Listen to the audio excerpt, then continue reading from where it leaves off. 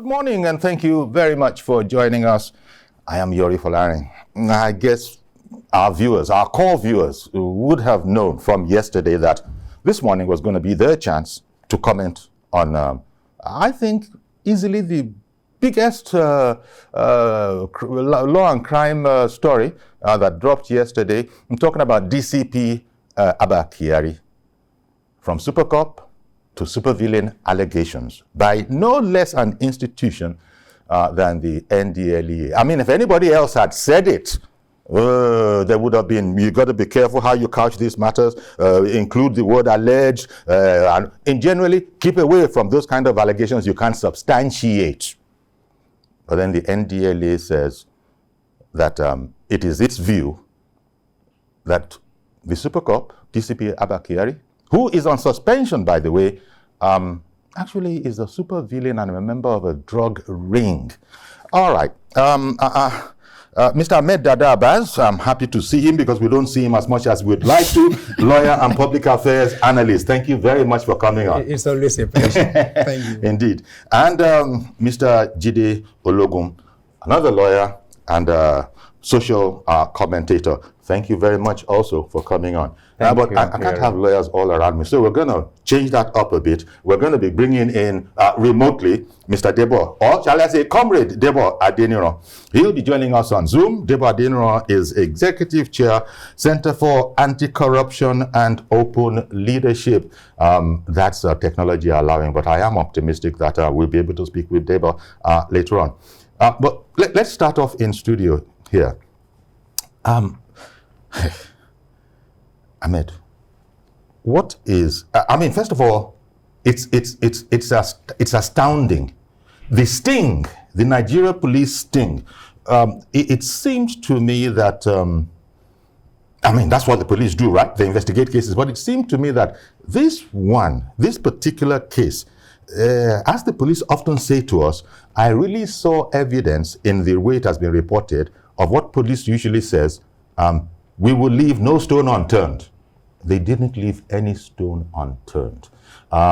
They have it. They have the video. They have the audio. They have the intelligence and all of that.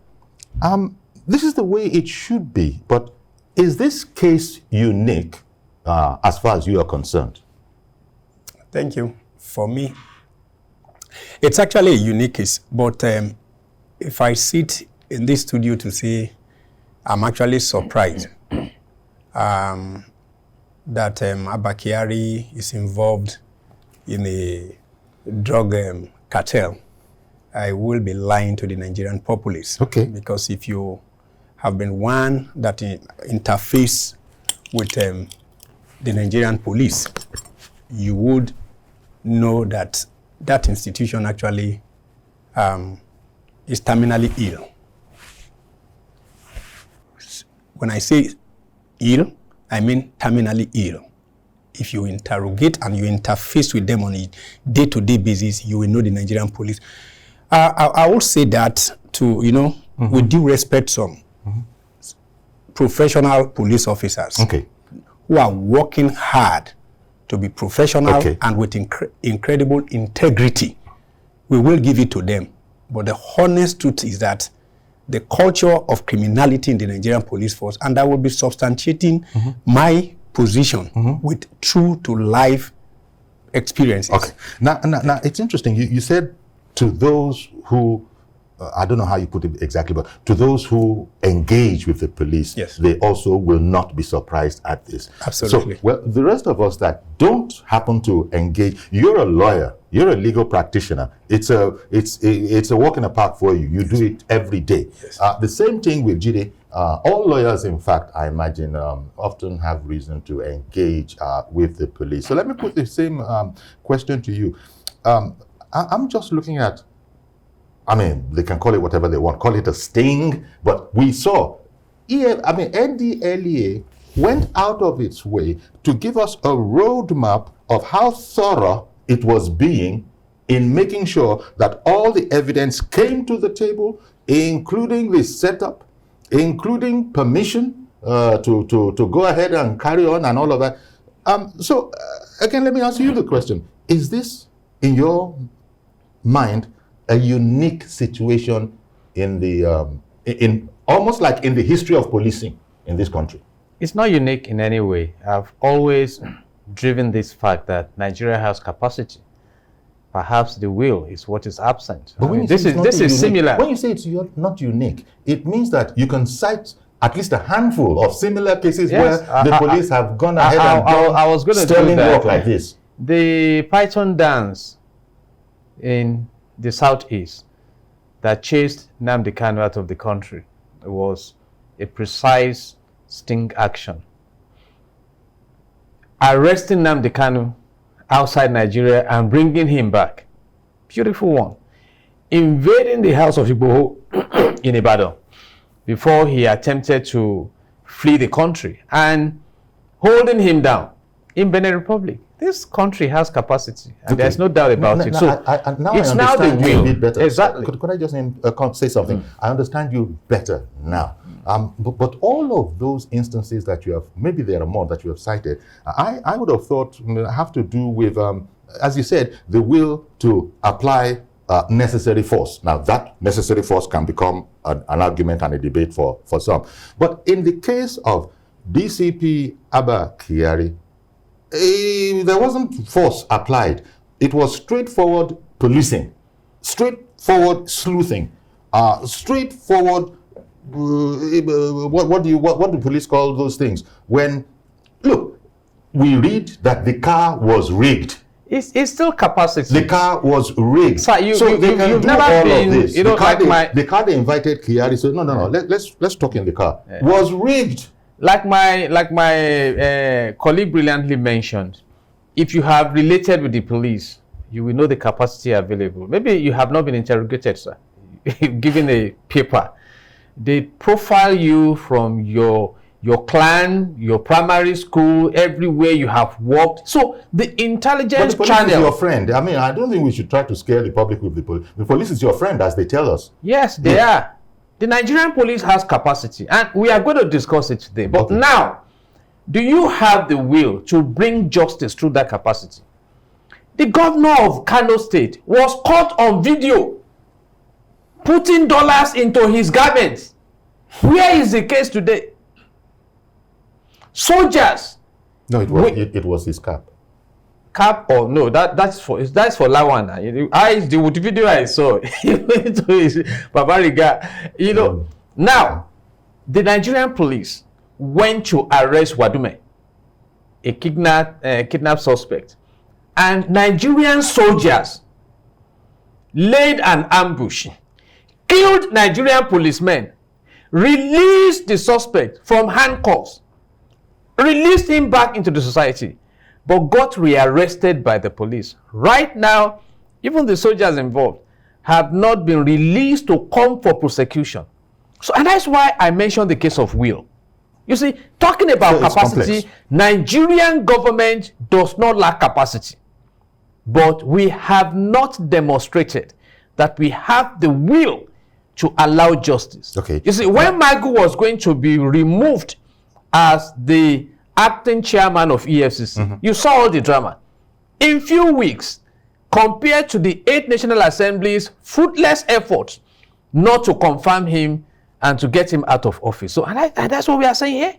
That's what we are saying here. Okay. I take that because there are many aspects, certainly, to this particular situation here. But returning to the very serious charges, because he has now been officially accused. He's going to have his day in court, I would imagine. He's been officially accused of being part of a drug ring in Ethiopia, Brazil, Nigeria.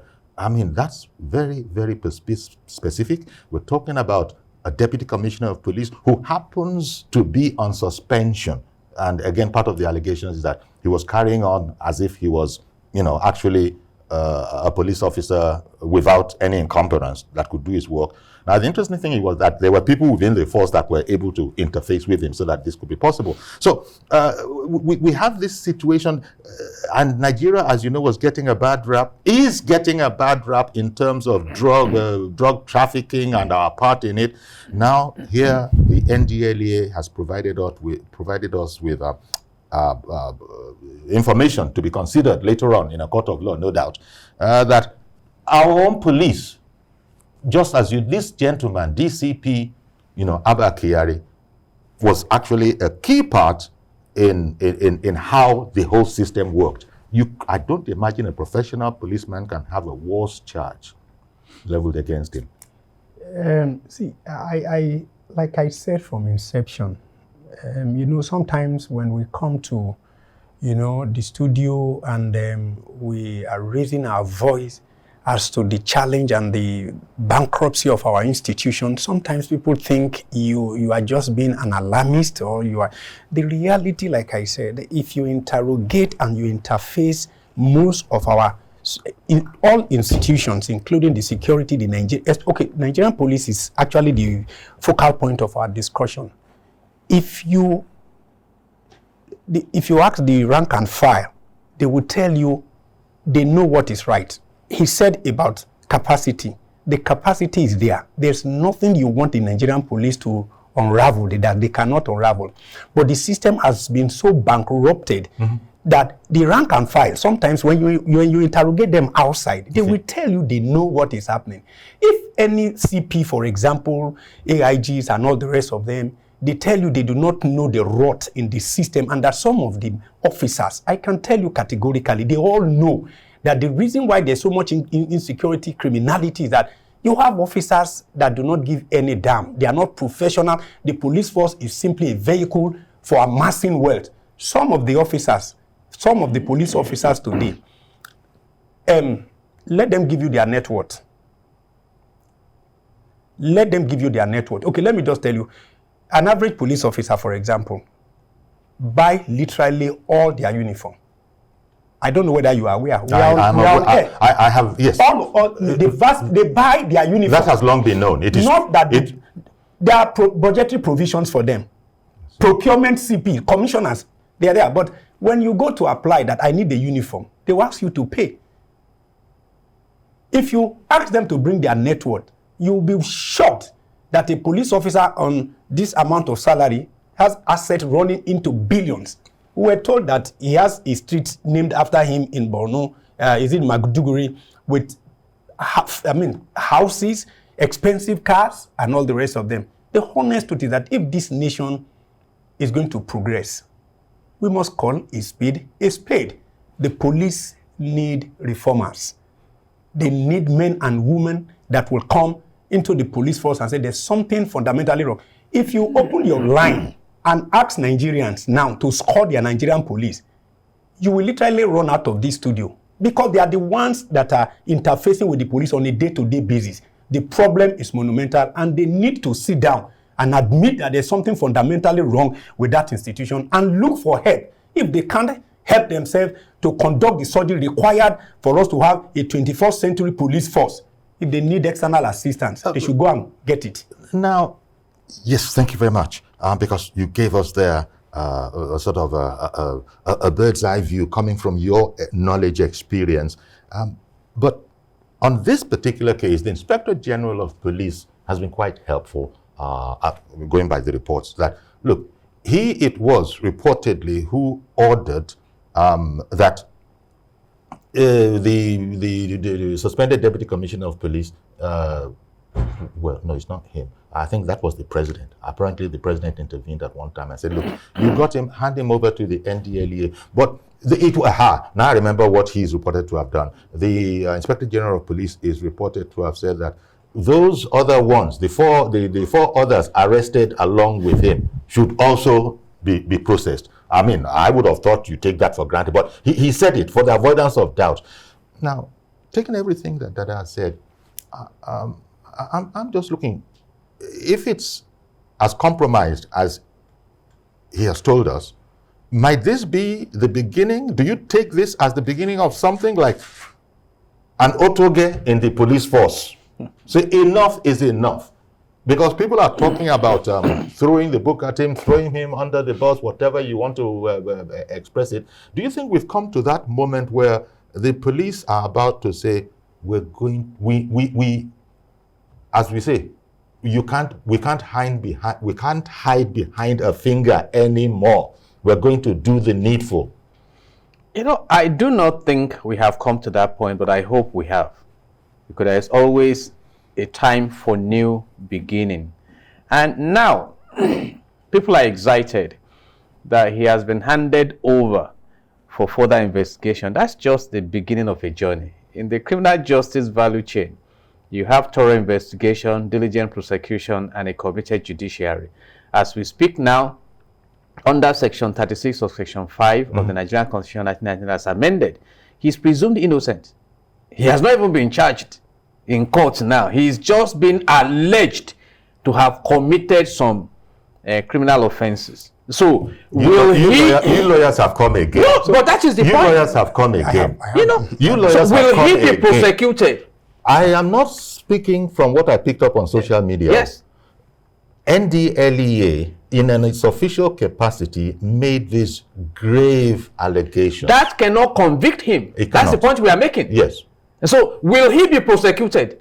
That's the question. Magu was removed from office for apparent allegations of corruption. Has he been prosecuted? You wanted to say something. What did you want to add? I think what I just want to say, from my own perspective, is that we should give a standing ovation to the Ndlea, because it wasn't the police. For me, Abba Kyari has no business being a free man even as of today. There's a serious allegation for which he was suspended. And the police and the police service, they've been dilly-dallying. As of today, that man either should have been in court, standing trial. I mean, the evidences were there. We keep hearing, oh, there's an ongoing investigation. Oh, the PSC is not satisfied with the investigation, the outcome of the role. They are asking for a re-investigation and not the rest of it. It simply tells you that Abba Kyari was actually a privileged police officer. Very privileged. If it were to be another police officer, I'm sure that he would have been on trial by now. Nigerians are not fools. The evidence from FBI is so indicting that any decent institution, as at today, should have demonstrated to the entire world that we will not tolerate nonsense. A criminal, a man wanted and has been tried even in the US, you were having exchange. He was giving you instruction on how to help him deal with another person that was trying to double-cross you. And we still have that kind of man in the name of he's under suspension. And we've just been told by the descendant that in spite of his suspension, he was actually still operating. He was carrying on as a policeman. He was carrying on as a policeman. So it is not the police we should be giving we should be celebrating. The Ndlea. We should give a standing ovation to the Ndlea. Okay. I guess I can say good morning now to our comrade Debo Adeniran, who's been able to join us on Zoom. Executive Chair, Center for Anti-Corruption and Open Leadership, Cartel. Good morning, Comrade Debo. Good morning, Uncle Yori. Thank you very much for joining us, sir. Let me ask you the same question I asked the gentleman in studio. You can see them. Is this case unique? Because I've never seen anything like it in terms of crime fighting, especially from within. You know, the setup, the sting, just this whole mountain of evidence that they have now got to take to court when they go there. Was it a unique case to you, as far as the Nigeria police crime fighting efforts are concerned? That is without prejudice to the point that that has just pointed out that Ndlea should be given a humongous amount of credit for this. But please go ahead, Debo. Thank you very much. You see, everybody that is working within the agencies, that is anti-corruption, regulatory agencies, and so on, in a position that could lure them into committing the same crimes that they are supposed to prevent. They could be lured into breaking the law that they are supposed to uphold, to enforce. And that is what could have happened to Abba Kyari. You know that Ndlea has always been there. But then during the period of Marwa, things changed. Since the day of, General Bamayi? And before then, we have Fidelis Oyaklume. These people perform great feats in dealing with drug issues. But you know that drug peddlers, drug barons, form a cartel that is very strong, that is very rich, that is very influential. And they believe that they can buy anybody over. And whoever does not make himself available to be bought will be blackmailed. So what's the work that law enforcement agencies are doing is very sensitive and could expose them to several hazards of the job. I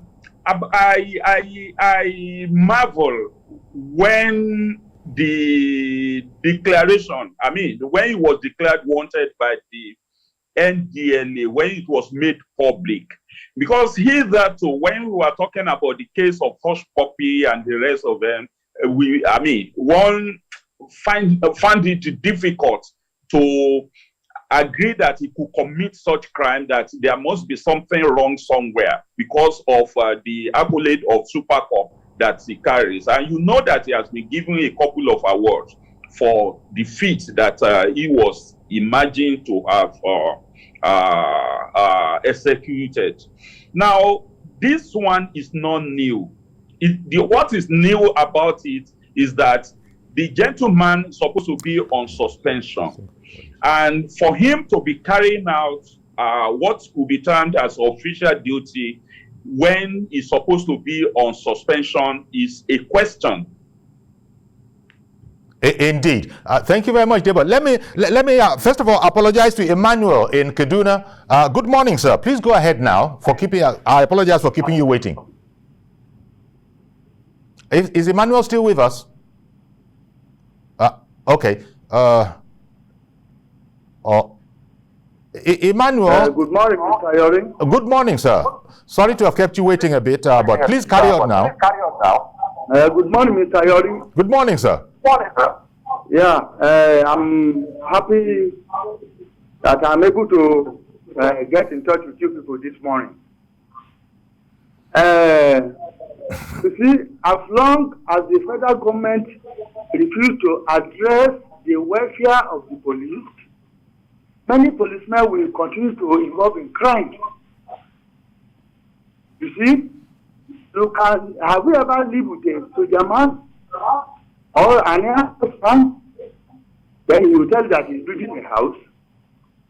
No, one cannot do government work to become rich. It is the pension and gratuity federal government workers always depend upon for their sustenance after retirement. Do you know that if a policeman retires from service after 35 years, what they pay them is 1.5 million? Then what will 1.5 million do to a policeman that served this country after 35 years? Okay, well, Emmanuel, I want to thank you very much. Thank you very much for your contribution. I've got to open up the lines for other people to contribute.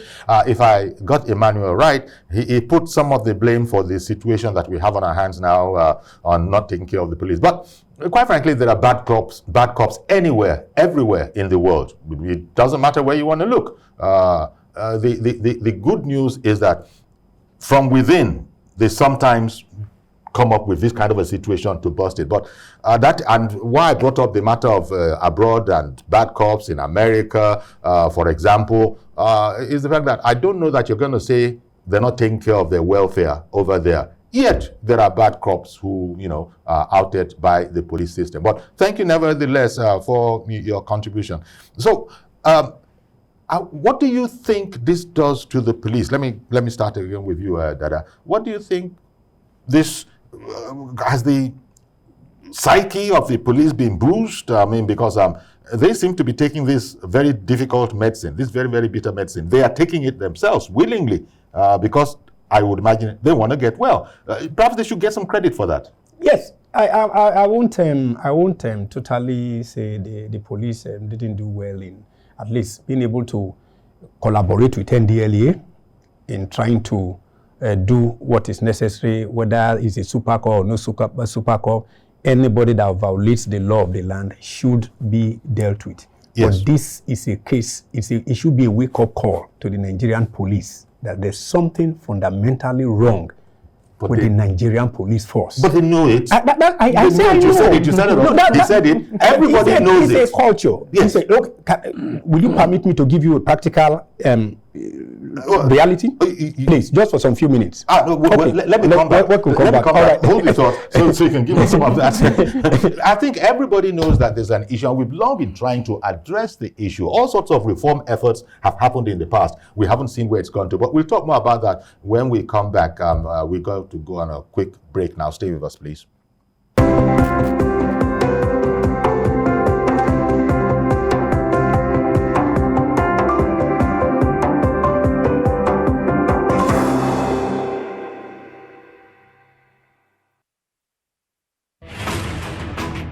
In the month of February, on the 4th, the world focuses on the threat posed by cancer to human existence.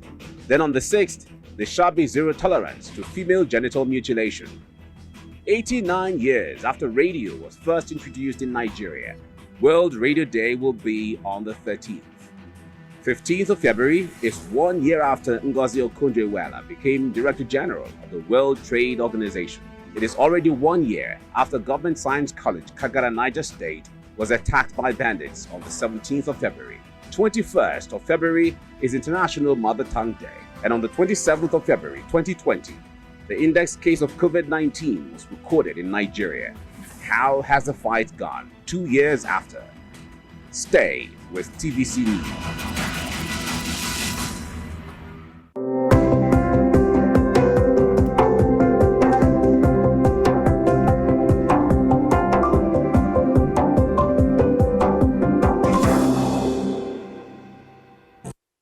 Okay, welcome back, and we have in studio with us Ahmed Dada Baz and Jide Ologun, and on Zoom, standing by with us is Comrade Debo Adeniran.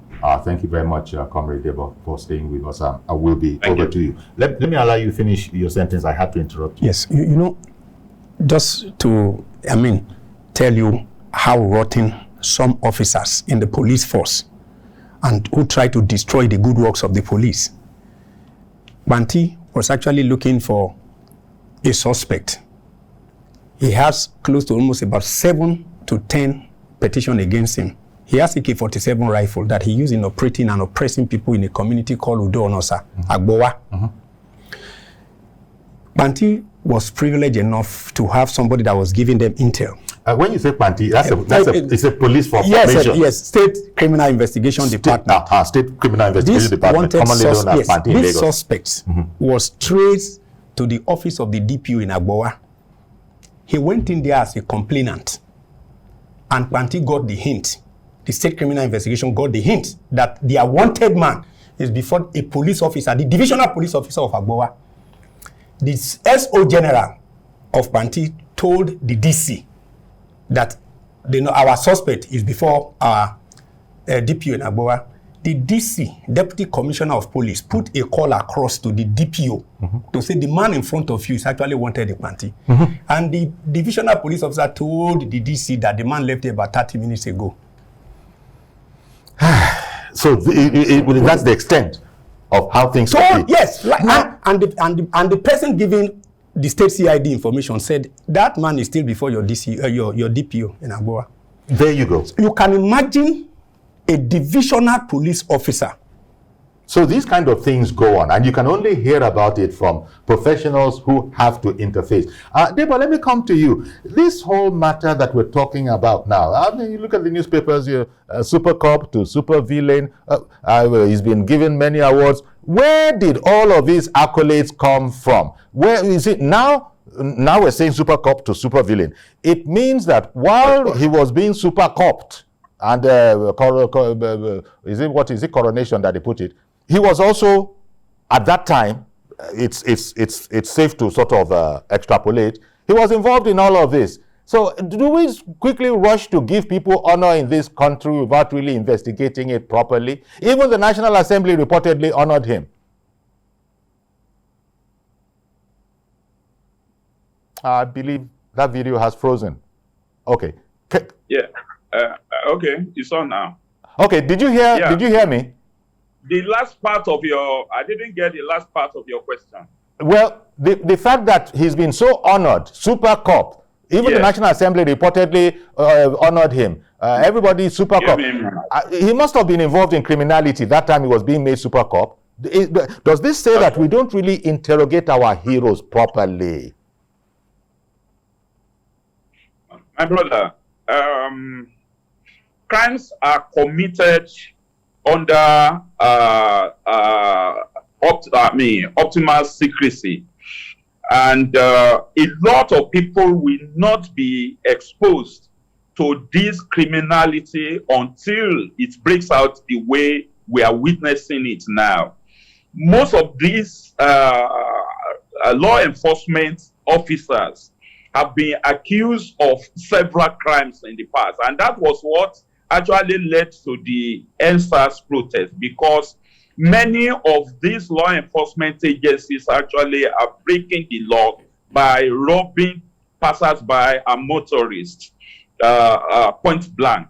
But if you don't know, or maybe the evidence and witnesses have been destroyed, there's hardly anything you can lay your hand on to say that this person is not as honorable as he has been assumed to be. What we can just do is to ensure that we do not give so much accolades to people. Not even, I was even saying this morning that, yes, Buba Marwa was a good administrator when he was in Lagos State. That is a Brigadier General Buba Marwa. He has always been a no-nonsense officer. He is just doing his work, just like any other person. I spoke about Fidelis Oyakilome the other time. He's one of the progenitors of chairman of Ndlea. Yeah. He had a problem when he was there with one lady called Jennifer Madike, and the case became a very big scandal where that was what led to the exit of Oyakilome from the office. Then, if you look at several chairmen of EFCC, there's hardly any one of them that have not been accused of one, misdemeanor or the other.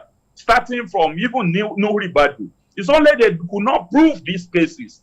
Okay, most of the time they are accused, but I also pity them, because those that they are fighting against, those that they are investigating and prosecuting, I said the other time, are very powerful, influential, and crooked, and they can do anything. So, but then the truth again is that when somebody is doing his job and he has not gone extra mile to do anything extra out of ordinary, we should just leave him until his exit from that office before we begin to praise him. Otherwise, it gets to his head. Okay, okay, Debo. I beg your pardon for interrupting you, Debo. But Reverend Dominic in Alimoshe has been holding on for quite a long while. Apologies, Reverend. Good morning, sir. Go ahead now. Good morning, Yori. Good morning, Yori, and good morning to your guest. Yes. Yori. Yori. Yes. Can you hear me? Yes, Reverend. I can hear you. If you are surprised, you're not a good Nigerian. Let me use that word. If you are surprised at what's happening, you're not a good Nigerian. I have a personal experience. If you give me 10 seconds, I will share with you. Go ahead, please. Let me tell you this. Okay, let me tell you this. Use this mirror of Abba Kyari and see how we are fighting insurgents in the north. How an insurgent will bring down an aircraft, an insurgent, and a man who is a right army will have equipment to bring down a fighter jet. Who gave him the equipment? Nigeria buys the equipment, give it to our people, they will hand over to other side. Now let me share my personal experience with you. Few years ago, I'm a pastor. My uncle visited me from Abba. And as a pastor, he can't drink in my house. So he went to Bata in front of where I live. I won't mention the name. To take a drink. One thing led to other. Police came to the battle and arrested the woman point blank with the back of India hands. Now they took my uncles and everybody in that bar to police station. So they came to give me the information. I went to police station. You won't believe it. This woman called his boyfriend, who was a superintendent of police in another station. This police officer came to DPO where I was standing. And they took the woman, the same vehicle that carried the same police vehicle that carried the woman's India hand, took the India hand and take it back to the woman's battle. And I get the DPO. You arrest my own brother for going to drink beer in a battle. The woman you cut the India hands, you may have taken back the India hand to him via his boyfriend, superintendent of police. And you hate my brother. He said, Pastor, you know, this is how things work. Just give us some money and let your brother go. I'm talking to me. My name is Reverend Dominic. So if you're surprised of the rot in police, anybody is joking in Nigeria. How come a policeman on suspension is on official duty? How come a policeman on suspension is on official duty? In a good nation, the IGP of that nation will be asking questions by now. How come a man who's suspended is doing official work? Do you remember that day? Some people in PCR was angry. The first investigation was in March. And let me conclude this way, Yori, with that long story. You can't be a criminal alone. You can't be a criminal alone. You can't be a criminal alone. Thank you. Thank you very much, Reverend Dominic. Coming to you now, Jide, are we in too much of a haste to glorify those we've decided are doing a good job? Deba was saying that, well, you can't know the inner recesses of a man's mind, but people swear oaths. I mean, it is known that is why people swear oaths. I don't know how well the oaths are doing. The judges swear oaths to be true. Policemen swear oaths. Politicians swear oaths. But in the case of the police now, I'm just concerned that the society has loaded him as a super cop, and now the society must be feeling very embarrassed. I suppose Debo said it well when he said, well, that shows to you that you can never know the inner depths of a man's mind. Maybe not embarrassed. We can bring it down to the high political promises that we receive towards elections, and you are so expectant and clapping, and they come in and do not deliver. So, and we have a society that sentimentally want to honor people because good governance is not delivered. You don't put advertisements in the newspaper to congratulate the governor of Texas for equipping the laboratory of a school. In America, you don't. But here, a governor commissions 3 poles of electricity, and we put adverts in the newspaper congratulating him. He's the best governor. He's this and that. So it's a society attitude. So there is no accountability. It's part of our makeup, you are saying. Exactly. Unfortunately. And like you said, those of us who come to talk, they'll be wondering, what is wrong with this? We have seen system work. Now, let me challenge Nigeria to help the police. Can you travel between Lagos and Ore and Benin all the way to Asaba, then try and cross the Onitsha bridge to Onitsha, then you proceed to Okija and see what policemen do on the road? I have been complaining right now as we are in this studio. If you are driving into Lagos through Opik, after the long bridge, you see policemen in uniform, sometimes soldiers, waiting to escort trucks into Lagos. Is that their official duty? Okay, Mr. Abubakar in Kaduna, good morning, sir. Thank you for holding on.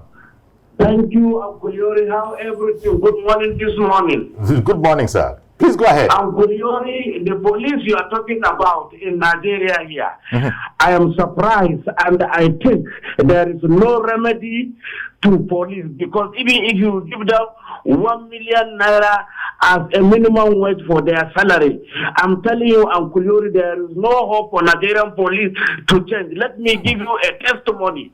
My machine in 1990, I bought a machine, and as I bought a machine, I do number everything with particulars. I pack it in my compound, because my compound there was no gate. If this face me, I face me, I face you rooms. So in the morning I woke up, my machine was stolen. So I carry all the documents. I went to nearby police station to go and lay my own complaint. As I was laying my complaint with everything, a policeman came in with the same machine. They did not even remove the number. Now I tell the police that look at my machine there, look at my machine there. Your officer is riding it. They say, are you sure? We went there with the check, everything with the particular, everything rhymes is my own machine. They now say, okay, thank God you have seen your machine, take it and go. People were congratulating me. They say, I thank God. They have even given me the machine. They could have even labeled me a liar. You see, so Abba Kyari has people that are supporting him in those police rank. He is not alone. And that criminal something is the thing that is giving them money. It's not their salary. And they are not after the salary. They don't complain because what they make in a day is enough for them. No salary can do policeman. Once they wear that uniform, it's in their blood. They will teach the skills. They will never rely on their own salary. All of them are living fat. It is not their salary they are living. And they don't even have hope. I'm telling you, even if they will not give a policeman salary, he prefers to do that work because he knows he will pay himself. Once they have that uniform, they collect money on the road, they collect money in the market, they collect money everywhere. Thank you very much. Thank you very much, Mr. Abubakar, calling in from Kaduna. And I guess what he's just said in relation to the uniform and the way government officials use it to extort could also, apply to a number of other forces. But I guess what's coming down here is that Abba Kyari, well, again, I've been around lawyers long enough to know that, as Jide just said, it's an allegation. It must be tested in court. And so if you're going to be cold-bloodedly analytical about it, you're going to say he's innocent until anybody proves otherwise. Did I say that right? Yeah, correct. It's in the Constitution, so you have to move to the next level and prosecute. And the burden of proof is mainly on the government. The government is the prosecutor. So, and that's what we are saying. And if you don't drive you guys are lawyers, and I know you won't you won't speak irresponsibly, but let me just ask this question. And let me take it to that. I'll come back to you. With the wealth of evidence that the Ndlea has intimated us that it has gathered and that it is going to bring forward when the time comes, what's your guess as to the likely outcome? I'm coming back from this innocent until proven guilty situation. What's your guess as to the likely outcome? Most times what a layman on the streets don't understand about the law is that there are two aspects of our law. There's the substantive law defining offenses and the procedural law. So you have to be grounded in both sides. Okay. Substantive law defines what an offense is. And it's possible for a man to have committed an offense based on the written law. Procedurally, the procedural law says this is how you approach and tender your evidence before the court. If you bungle your presentation, the court is not a Father Christmas. It's like if you score. So you see the defense. Yes. The defense is like a goalkeeper ensuring that you do not score foul goals. So if, for example, the law says, for us to call this a pot of egusi soup, there are 8 ingredients that ought to be inside. The defense counsel will be watching to ensure that those 8 ingredients are complete. If one is missing or 2 are missing, he's going to point it out and say, this is not a complete soup. And the court, being not a Father Christmas, will simply say, well, the law says 8 ingredients. Okay. So that is where the challenge is. If you bungle your presentation, you could have a very good case. The court in the UAE jailed 6 sponsors of Boko Haram. Yeah. Procedurally and substantively. And that is what we are. You see, except we all submit to the rule of law, we are creating a jungle society. It's as simple as that. When people believe that I can do anything with my influence and there are no consequences, it is dangerous to everyone.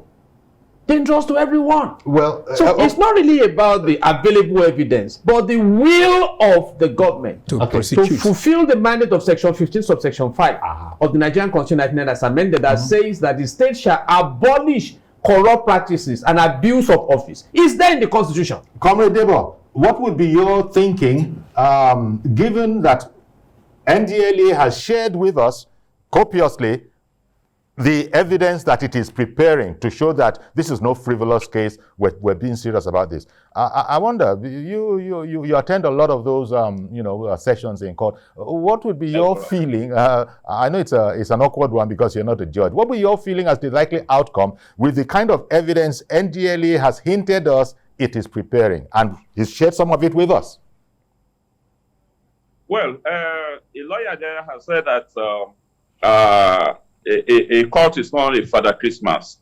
I believe that there will be pieces of evidence and several witnesses, in the case before they can pronounce him guilty. But then, with the video evidence that has been put in the public space, and I believe there will be many other unassailable pieces of evidence like that, because the Ndlea will not have mustered that level of courage to come out and say that this guy has been caught pants down. So now that that has been done, they have to test it at the level of the court, because we should not allow jungle justice. If we just said that, oh, the video has indicted Abba Kyari, he should be thrown into jail and locked up forever. No. What we need to appeal to, the institution that we need to appeal to is the judiciary and the lawyers.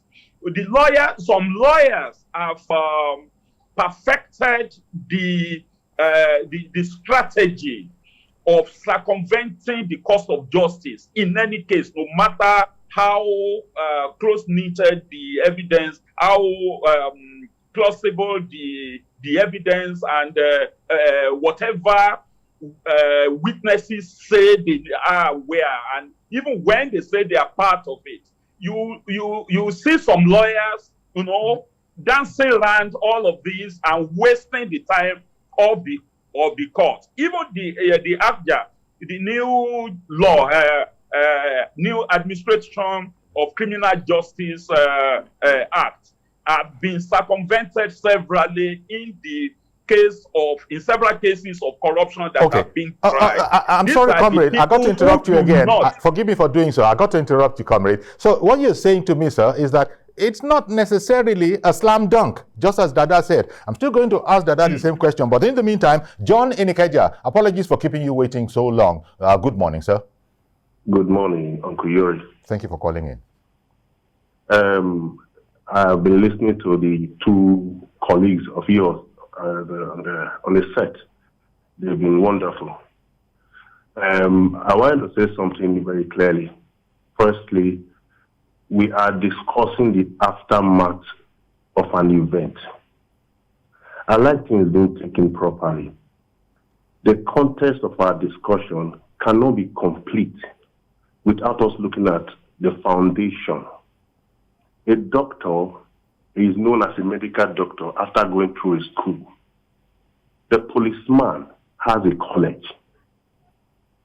An average policeman has a college. Whether he became a CP or DSP or whatever, has a college. Every institution has inspectors that look at their curriculum and how they are developed. What we have in the society is a result of what is being given in this school. For years, we've been discussing about what the police are doing, whoever they are appointed, even down to the lawmakers. But we have never looked at the school.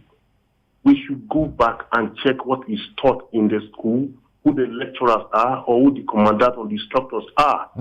It should be brought to the public. We should know what they are teaching them. Inspectors from education. If you are a police, do you write jam?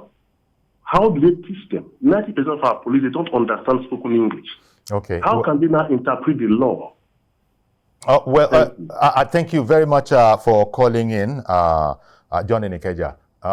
Okay, you see, this we just knew that we had to bring this. We just knew. You know your program this morning on TVC. This is where you will be adding your own 2 bits to it. And there are quite a number of people that haven't made it. Maybe it's the network. But nevertheless, we have this situation on our hands now. The Ndlea has, given us massive evidence, and this is now going to be tested. It has accused the suspended DCP of being a part of a drug cartel. They even named it, which cartel, not just anyone. They said it was the Brazil, Ethiopia, Nigeria one. So all of the evidence, their stings, their video recordings, their audio recordings, they'll take this to court, and we've just heard that that isn't necessarily a slam dunk, that what happens is that there are separate processes. He said that this is just step one, and that all the steps, and I particularly like the egusi soup allegory. There are 8 ingredients that must be scientifically determined in that thing. If one of them is missing, defense being the goalkeeper to make sure that no wrong goal is scored. See that's an incomplete. Everybody will know that responsibility that's of the prosecutor cook to ensure all the ingredients. That thing tasting like egusi, that thing looking like egusi is actually technically not egusi. And that's what we refer to as diligent prosecution. So it is the business of the prosecutor to ensure that all the ingredients in the egusi are there, because without that, we will be promoting crime and taking the laws into our own hands. Exactly. Okay, we got to on that egusi note. Yes. It's interesting that DCP Abba Kyari, we're leaving it on an egusi note. The Ndlea should do their homework very well. Okay. Package their prosecution. They have a good case, and if they do their packaging very well, presentation, if what we have seen, he's a gunner. Well, thank you very much. Let me first of all thank you, Comrade Debo Adeniro, Executive Chair, Center for Anti-Corruption and Leadership. Can I make just a point? Very briefly, please. Very briefly. Yes. We've run out of time. I want to appeal to the Nigeria Bar Association. Okay. That they should hold regular workshop with their people to conscientize them. And they should also allow their disciplinary committee to work. Okay, we've got to leave it there. Debo, we've got to leave it there. I'm so sorry. We've got to leave it there. Thank you very much. And I also wanted to thank you. Please don't try and add anything. I also wanted to thank you, Jide Ologun, lawyer and social commentator. So thank you very much, Ahmed Dada Abbas. Thank you very much for coming on. That's our program today. Please join us tomorrow for a fresh edition. I'm Yori Folarin. Bye-bye for now.